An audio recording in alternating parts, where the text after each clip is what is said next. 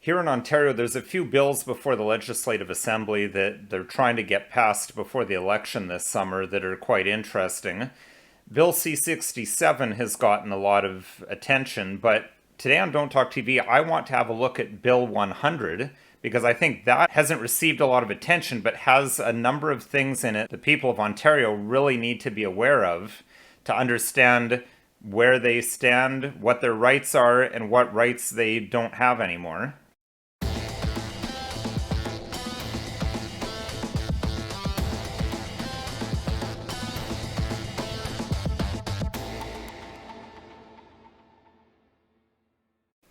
Hello, my name is Nicholas Wansbutter. I'm a lawyer in Stratford, Ontario, Canada, and welcome to Don't Talk TV. So today I'm going to talk about Bill 100, which is currently just past second reading in the Ontario Legislative Assembly. It's before committee and it'll be coming up for third reading soon. My understanding is that they're intending to try and have third reading done before the election this summer to try to get this passed into law. Before we get into Bill 100, though, I have a very exciting announcement to make. We're at episode 98 today, so in a couple of weeks we'll be at episode 100, and episode 100 is going to be a very, very special episode. One, it's going to be live streaming, but two, and more importantly, we're going to have two fantastic guests with me on the live stream, the Honorable Maxime Bernier and fellow lawyer YouTuber Viva Frey. So I think with those two on the show with me live streaming, it's going to be fantastic. So I encourage viewers to tune into the live stream. Now, YouTube is not allowing me to do super chats. Apparently, of all episodes, it's my episode where I explained why, in my view, Justin Trudeau's comments about, quote, should we tolerate these people, unquote, isn't hate crime. That's the episode that seems to really have YouTube upset at me. I can't do super chats, so we're looking into maybe having Rumble as our option for people to do that, so that if you have a comment you'd really like us to see and to discuss on our live stream panel, you can do it on Rumble. I'll have more details for you on that next week. We're still working out the details because we just got these two guests confirmed a couple days ago. So let's go to Bill 100. I'm going to just go through the bill and show you what's in it and try to explain what these various things mean that are in this bill. So I'm going to go straight to the screen share here. We've got Bill 100, and the name of this gives us a hint of what it's about. It's an act to enact legislation to protect access to certain transportation infrastructure. Translation, this is a bill to make it so that you're not allowed to protest if you in any way impede what the government deems to be transportation infrastructure, and we'll go through how they determine that. Right in section 2, they start off with what this bill is aiming to prevent you from doing. And I think this will show that my description of the act is accurate. Subsection 2 says, no person shall impede access to or egress from or the ordinary use of protected transportation infrastructure. And as we'll see later in the bill, protected transportation infrastructure is basically anything that the Premier or the Minister of Transportation says is protected infrastructure. So, or to directly or indirectly cause such access, egress, or ordinary use to be impeded, if the impediment has a reasonable expectation of effect of disrupting ordinary economic activity or interfering with the safety, health, or well-being of members of the public. Interfering with these things is the very essence of protesting, so any protest is going to run afoul of this. Now, here's where it gets interesting. Not only are you not allowed to protest, subsection 4, no person shall provide assistance to another person to knowingly aid that person to do anything prohibited by subsection 1, including by providing supplies, fuel, or other materials. So again, you can see this is a direct response to the Freedom Convoy. It's now a crime to give money, give food, give fuel to people engaging in a protest. Going a bit further, 3 sub 2, a police officer who has reasonable grounds to believe that 2 or more persons are together contravening section 2 may direct them to disperse. And if you don't disperse, you can be arrested. So this takes out the requirement for trying to get a judge to issue an injunction. Again, like we saw at the Freedom Convoy, there was an injunction to stop the honking of horns. Now police can just immediately go and order the assembly to disperse if the government deems that this is a protest that they're not willing to tolerate. Section 4, subsection 2, removal of vehicles being used. So a police officer can order the removal of vehicles, and this can be communicated under subsection 2 by any means the police officer reasonably believes would bring it to the owner or operator's attention. So this is something we saw in connection with the Windsor protests, for example. There was an injunction made. Most of the people there didn't even know about it because they were just outside. They weren't on their TV, but because it had been mentioned on TV, this was deemed sufficient. And then the police moved in with police dogs, tactical police officers, and arrested and forcibly removed the protesters there. Now, here there's another important thing to be aware of. Objects that are removed under subsection 5 can be held for up to 30 days by the police. And subsection 6, again, here another direct response to the Freedom Convoy, where apparently tow truck companies were hesitant to remove their fellow truckers' vehicles. A police officer may request the assistance of any person who is reasonably qualified to assist. And when they say request, they mean order, because there's penalties for declining to follow along with that request.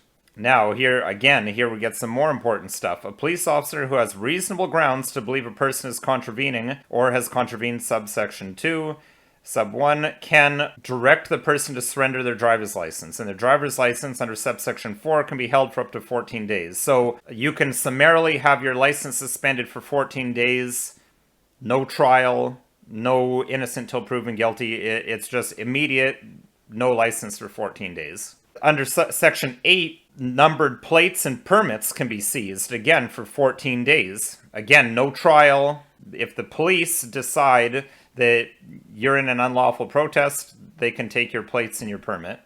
And right here, section 9 talks about commercial motor vehicles, and subsection 3, to make it even more clear, the person is not entitled to a hearing before an order may be made under that section. Then section 10 is the penalty section, so that makes it an offense to contravene section 2, or failing to comply with the orders under section 3. What are the penalties? In the case of an individual, a fine of up to $100,000 or imprisonment of up to 1 year. Or if you're a director or officer of a corporation, up to $500,000, and again, a 1-year jail term. Now, here's another really interesting one. As I've said on episodes before, if you're not engaged in a licensed activity, there's no requirement for you to identify yourself to police or to speak to them in any way. Section 12 here says that if a police officer has reasonable grounds to believe a person has committed an offense, the police officer may direct the person to provide their full name, date of birth, or address. So if you're protesting, police can now require that you identify yourself. And if you don't, you can be arrested without warrant. And also, if police believe you're in contravention of Section 2 or Section 3, again, you can be arrested without a warrant under Section 13. Another important clause of this law under Section 15, no personal liability for any officers acting under this act. Now, here we get to Section 17. This is where I was saying earlier about what is protected infrastructure. Really, as I say, it's just whatever the Lieutenant Governor in Council says. And the Lieutenant Governor, the way our system works, is Governor General and Lieutenant Governor. They're really just figurehead positions. Although they in law have power, in practice they don't exercise it. They just do what the legislative body tells them to do, be it the Prime Minister or the Premier. So really, this power is in the hands of the Premier. And as you can see under subsection B, they can prescribe any particular transportation infrastructure or part of it. Now finally, here's another really important one. This act amends the Civil Remedies Act. And it amends specifically Section 18 to introduce the concept of injury to the public. And it also amends the instrument of unlawful activity. So it changes it to the acquisition of other property in injury to the public or in serious bodily harm. So let's look at the Civil Remedies Act to see what it used to say. The Civil Remedies Act here defines an instrument of unlawful activity that requires proof that the property was used to engage in unlawful activity that in turn resulted in acquisition of other property or in serious bodily harm to any person. So now we have, in addition to serious bodily harm, we also have this injury to the public. If we go to Section 8 here, you can have a forfeiture order here. In a proceeding commenced by the Attorney General, Superior Court of Justice shall, subject to subsection 3, and except where it would clearly not be in the interest of justice, make an order forfeiting property that is in Ontario to the Crown or right of Ontario. So some viewers may have seen the speech given or the question asked by MPP Rick Nichols in the Ontario legislature suggesting that people could have their homes seized without trial, and the Solicitor General Sylvia Jones didn't respond to that. She just expressed her dismay that he would have any issue with the bill. I think that section does suggest that you could have everything you own seized if you give any assistance to a protest that is in relation to infrastructure that's been named by the lieutenant governor and which in there interferes with the public's enjoyment of property, which again, I mean, that's the very essence of protesting, is it interferes with people's enjoyment of property. I mean, if it didn't, it wouldn't be a protest. I mean, the point of protest is that they make people a bit uncomfortable. So I think it's very important for Canadians and Ontarians to be aware of laws like this so that you can govern yourself accordingly and you can know what might happen when you're considering involving yourself in a protest. And I think we all know which protests will be targeted by this law and which ones won't. So again, govern yourself accordingly. And as always, I mean, at this point, this isn't law. The only recourse that people have really is to contact their MPPs, express your concern about it. Feel free to show them this video and see how at least this lawyer interprets it, and maybe they'll reconsider, maybe they'll suggest some amendments, or maybe they'd be prepared to suggest some amendments. So this video isn't legal advice. If you need legal advice, consult a lawyer. You can call another lawyer or myself. My phone number is listed below, as is my website. If there's topics you'd like to see me cover on this channel, please send us an email or leave a comment in the comment section. And if you found this video at all interesting, helpful, or informative, please consider liking, sharing, and subscribing. And again, please tune in for episode 100, where I'll be joined by the Honorable Maxime Bernier and Viva Frey. I think it's going to be fantastic. It'll be a longer show. We're going to be starting at about 6:30 Eastern time and going until about 8. So I hope to see many of you there.